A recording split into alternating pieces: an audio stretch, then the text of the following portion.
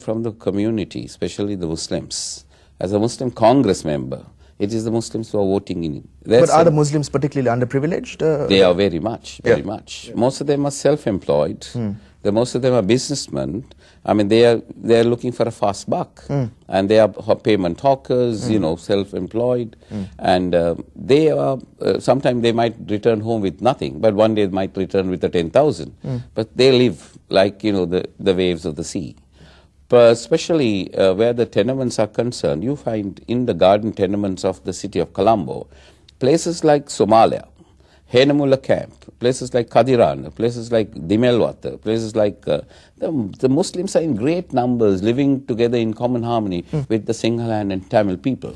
You see, they are blended each other, but they all live in the lowest of lowest grades. Look at Maligawata. The underworld looks ruling that area because the people are very down, you know. Do you really believe you can make an impact? The impact that we work in Parliament is we must spearhead the program that these people, the garden tenements can't be living in garden tenements right off. Last 60 years, they have been living like that. So the government must spearhead a program that, like late Rana Singh Premadasa. He came from Kesalwata. He came and gave a 1 million housing program by year 2000. Is his model of governance one that should be emulated? Yes, that's the type of government that should be emulated. We want to tell the people. So you want another Premadasa? We want another turbulent person of personality of the nature, so that he can. You see, one could argue that the incumbent president is of such a stature and character. I like this principle because he's a man. One could argue that the current incumbent is of such a stature and will get the job done in a. I don't see that at the moment that the president of this country did not spearhead the program proper. We have debated that in Parliament. That there was an organization that built the Cement Corporation, Engineering Corporation, the Public Utilities Board, the Common Amenities Board, was all brought together during the time of Rana Singh Premadasa. At this time, when there are more members of the cabinet, they have dispersed it to different individuals, and they are all having their own agenda of work.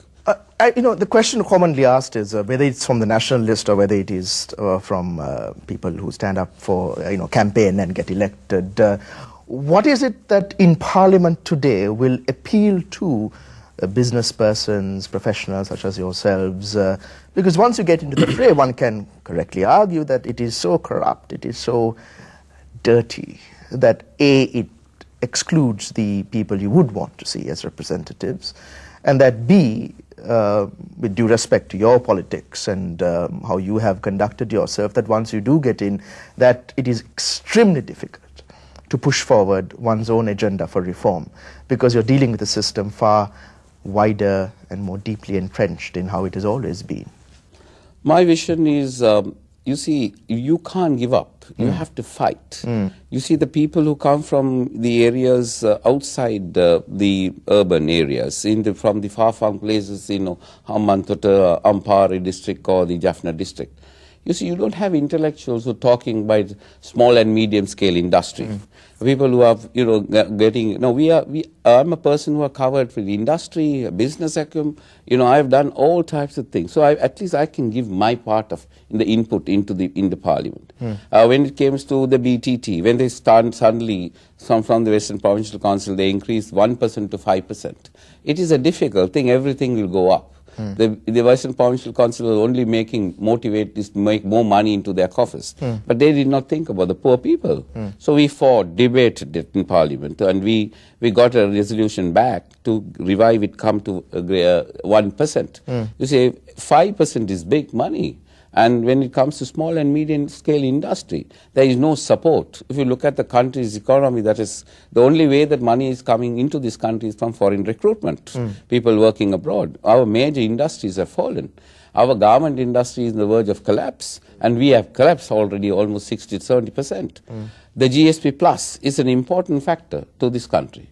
We find rather than to make an industry is very difficult. To close up, it is so simple. Post-war, the problems on the ground that you speak of, do you feel that now with the war over and perhaps arguably defense expenditure certainly not increasing, but tapering down over the course of the years and the decades ahead, that the issues that you point to and the underprivileged communities that you have highlighted, that their fate might be somewhat more hopeful, better? We are hoping against hope that it should be for Why? the better. Why should you hope against hope even Because the post-war? promises made by incoming members of parliament into the people, they have been hoodwinked. We can see that. But When why the- should they, no, but on that point, despite what you've done, you belong to an architecture of promise-making and a lack of delivery. Why should people believe those such as yourself and others, of course, with Yeah. the best of intentions, What I'm saying is who have gone into this system and they're still like, why? People we can't believe live it. with hope that it will be a better tomorrow. Now that the war is open, I'm looking at the situation, post-situation. This country, the biggest boom that this country can anticipate is tourism. If you see, we are dotted around the city, the entire island with a lot of tourist hotels. We need another 100,000, 200,000 tourist rooms for an accommodation. Today, because of the war situation in this country, places like Maldives, Bahamas have made big money. But the media has been reporting that the tourism is doing quite well, actually. No, but they report, but it's you don't see. If you go now, I lived in the era of 1970s, pre JVP era.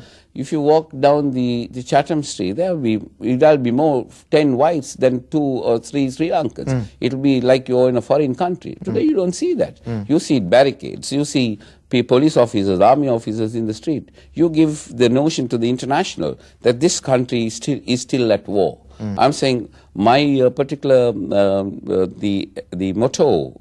When I contested the previous parliament, it says Jatika Samagiya Godanagam. Now I am saying Jatika Samagiya Sankitya. You see, we are a people, our country is a multi-ethnic, multiracial, multi-religious group, and we have to have our shares and we have to coordinate and work. Do you find that resonates with your constituency as well? Do they actually support your, that kind of thinking? Yes, what we say, we must live together in harmony. We must share each other. We are brothers. We are one people, one nation. We are all Sri Lankan. But is that coming from the constituency as well? Yes, it's coming from the constituency as well. We live together in harmony. Peace and amity is one of the biggest programs that we conduct. When it says peace, the President Mahinda Rajapaksa was not on peace, he was at war. Then we couldn't continue that way. There is no discussion, no consensus that we could reach for peace when they are at war. The future of the SLMC proper, coalition hopping, one does not know what the electoral outcome will be. We will not go into that, the domain of speculation. But post April 8th, you said that you are not a political party which, in a sense, can stand on its own. But in terms of the memory of the person who invited you to join the party, what do you think the future of the party is post-parliamentary election? And moving